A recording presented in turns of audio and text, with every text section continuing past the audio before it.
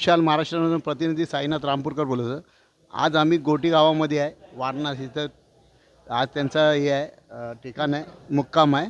आज आपण इथं सध्यासोबरी पालखी 32व्या वर्षात पदार्पण करत आहे, शिर्डीला निघाले आहे. आणि लोकांना सेवा देण्यासाठी पदयात्रेमध्ये सगळ्या पालख्यांना सेवा करणारे आपले मनोहर पितळे काका, त्यांची मुलं आज डॉक्टर अमोल पितळे साहेब इथं आले आहे. त्यांचा पूर्ण ग्रुप इथं लोकांची सेवा करतात आहे. हे थोडं आपल्याला सांगतील त्यांचा 26 वर्षाचा अनुभव. ओम साईराम.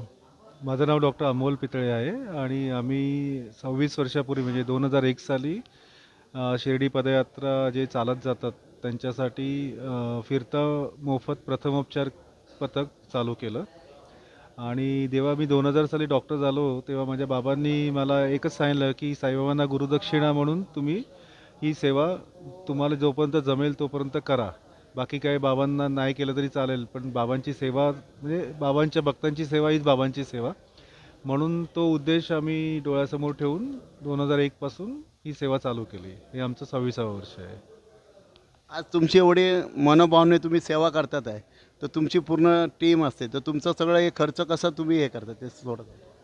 ॲक्च्युली मी, माझी बायको, माझी बहीण आणि माझे 1-2 मित्र आहेत, कोलटकर साहेब आणि असे 1-2 मित्र आहेत, ते आम्ही सगळे कॉन्ट्रीब्यूट करतो पैसे आणि जो काय खर्च होईल तो आम्ही त्याच्यातनं आम्ही तो खर्च करतो. आणि परत वर्षभर पण ज्या पालख्या चालत जातात शिर्डीला त्यांना पण आम्ही एक मेडिकल किट बनवून देतो की जेणेकरून त्यांना ही औषधं त्यांच्यापर्यंत पण पोचतील. असं वर्षभरातनं जवळजवळ 350 ते 400 पदयात्री मंडळांना आम्ही औषधं देतो. तसेच आपल्याला चांगली माहिती दिल्याबद्दल. तसेच आपल्या सध्यासोबरीचे मन मिळावं सगळ्यांचे आनंदी राहणारे अध्यक्ष प्रमोद सावंत हे थोडे आपल्याला मालकीबद्दल सांगतील. गेली बरीच वर्ष या संस्थेवर मी अध्यक्ष होतो. आता मी विश्वस्त आहे. आता या मंडळाचे अध्यक्ष गोपाळजी खाडे आहेत.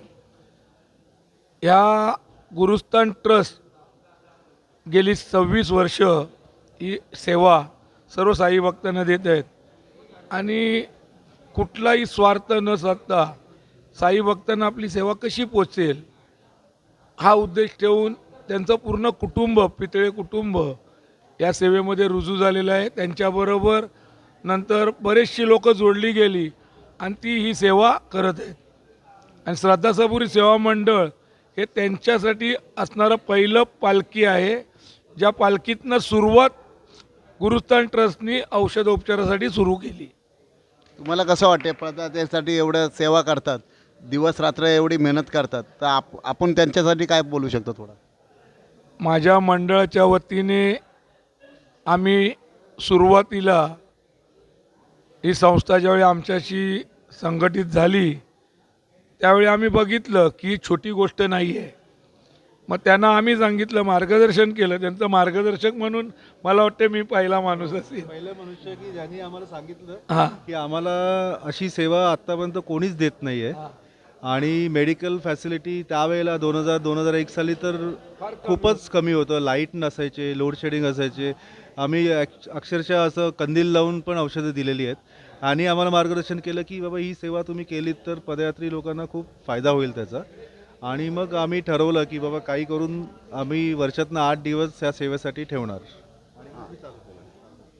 मग ही सेवा जी आहे ना ती या सेवा कशी करावी, कसं जावं, पालख्यांमध्ये कसं जाऊन कुणाला भेटावं आणि ती पदयात्रींपर्यंत सेवा जी करतात ना ती सेवा त्यांना हे मार्गदर्शन दिल्यामुळे आज प्रत्येक साई भक्ताला ही सेवा पोचते. आणि हेच आमचं श्रद्धा सबुरीचं भाग्य आम्ही समजतो की बाबा गुरुस्थान ट्रस्ट हे प्रत्येक साई भक्तांपर्यंत पोचते. निस्वार्थ सेवा ते करत आहेत, ते पण मोफत सेवा. आणि त्यांच्या कुटुंबापैकी त्यांची मिसेस डॉक्टर आहे, बहीण डॉक्टर आहे, त्यांचे भाऊजी डॉक्टर आहेत. हे सर्व टीमवर्क जमा करून ते पैसे जमा करतात. वर्षानुवर्ष साई भक्तांना कशी सेवा. आता त्यांनी उल्लेख केला की आम्ही किट बनवून देतो, तर छोट्या मोठ्या पालख्या जात असतात तर त्यांचा संपर्क गुरुस्थान ट्रस्टशी येतो. गुरुस्थानमध्ये गेल्यानंतर ते त्यांना आपलं एक पॅकेज बनवून देतात. त्याच्यात खोकल्याचं, पालखीच्या दरम्यान काय लागतं की अंग दुखतं, खोकला, सर्दी किंवा पालखी पावसामध्ये पण कधी कधी जातात त्यावेळी काय लागतं, त्या सर्व गोष्टी त्यांना ते पूरक देतात. आणि हे आम्हाला समाधान आहे की श्रद्धा सबुरीनी हे मार्गदर्शन केल्यामुळे हे सर्व गोष्टी ते करत आहेत. असा आम्ही एक डोस बनवतो. साई डोस म्हणून या त्यांनी डोसमध्ये 4 प्रकारच्या गोळ्या आहेत. त्या दुपारी आणि रात्री घेतला तर त्यांचं अंगदुखी, पायदुखी, पायाला जे सूज येते ते सगळं कमी होतं. याचं नावच साई डोस पडलं आहे आता. या पालखीतनंच नाव पडलं की साई डोस. त्यामुळे लोक आजकाल आमच्याकडे काय झालंय ते सांगत नाही. साई डोस घेतात, बस साई डोस द्या डॉक्टर, आम्हाला बरं वाटतं साई डोसने, आणि साई डोस घेऊन ते निघून जातात. त्यांना आराम पडतो आणि बघता आपला चालला. आणि तसंच मी डॉक्टर साहेब थोडा तुमच्याबद्दल, तुमच्या घरी साईबाबाची ती फ्रेम आहे, ती द्वारका माईमधली फ्रेम होती, तर ती तुम्हाला चेंज करायला सांगितलेलं. ते मला अनुभव आहे त्याचा. शिर्डी संस्थानचे तेव्हा जयंत ससाने साहेब होते, निलेश कुटे होते ट्रस्टीवर, ते आमचे मित्र सचिन तांबे होते, माने साहेब होते, जोशी साहेब होते CEO.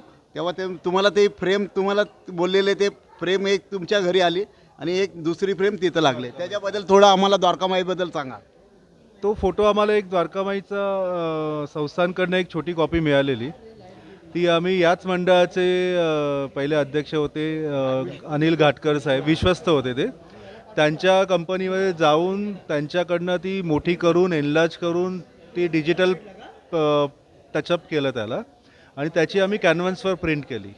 आणि कॅनव्हासवर प्रिंट केल्यानंतर ती आम्ही संस्थानला दाखवायला घेऊन गेलो. त्यांना ती एवढी आवडली ती त्यांनी समाधी मंदिरात ठेवून संध्याकाळची आरती तिकडे झाली त्या फोटोबरोबर. आणि तो फोटो मग आम्ही घरी घेऊन आलो आणि त्याची अजून एक प्रिंट करून आम्ही ती संस्थानला दिली. ती अजूनही द्वारकामाईत ठेवली आहे. तर तो फोटो घाटकर साहेबांनी पूर्ण जो टचअप बिचअप जो करायचा होता ते घाटकर साहेबांनी केला. ते तुमचं ते आज तुमच्या घरी ती फ्रेम आहे. आता ती पहिली फ्रेम बनलेली होती तेव्हा ते 1-1 इंच कमी झालेलं ना, मग त्यामुळे ते फ्रेम दुसरी बनवली ती द्वारका माहीत, आणि मेन फ्रेम बनवली ती तुमच्या घरात आहे. बरोबर बोलतो काय? ती 1 इंच कमी झाली आणि जी संस्थांची सोन्याची फ्रेम होती त्या फ्रेममध्ये तो फोटो बसत नव्हता. पण बाबांना मला प्रसाद द्यायचा होता की जे समाधीवर अर्धा 1 तास जो फोटो ठेवला होता तो आमच्या घरी आला, आणि मग आम्ही लगेच घाटकर साहेबांशी संपर्क करून 1-1 इंच तो फोटो वाढून घेतला आणि तो फोटो मग आम्ही संस्थानला दिला. तो आता त्यांनी द्वारकामाईत ठेवला आहे. आता आता कसं वाटतं तुम्हाला, ते स्वतः साईबाबा तुमच्या घरी आले तर कसं वाटतं तुम्हाला? खूपच बरं. म्हणजे त्या फोटोकडे बघितलं की एक वेगळीच ऊर्जा मिळते आणि त्या फोटोशी असं बोलावंसं वाटतं. आणि आम्ही अक्षरशः म्हणजे आमचे आजोबा आहेत असं बाबांशी बोलतो त्या फोटोबरोबर, आणि त्यांना सगळं सांगतो, आज असं झालं, आज हे झालं, आज ते झालं, आणि त्यांच्याशी बोलूनच आम्ही घराच्या बाहेर पडतो. आल्यावर पण आम्ही त्यांना ते सगळं काय काय झालं ते सांगतो. म्हणजे आम्हाला एक घराचे सदस्यच वाटतात बाबा म्हणजे. तसेच आपण चांगली माहिती दिल्याबद्दल प्रमोद साहेब आणि आपले डॉक्टर अमोल होते, आणि प्रतिनिधी साईनाथ रामपूरकर, तसंच कॅमेरामॅन विघ्नेश.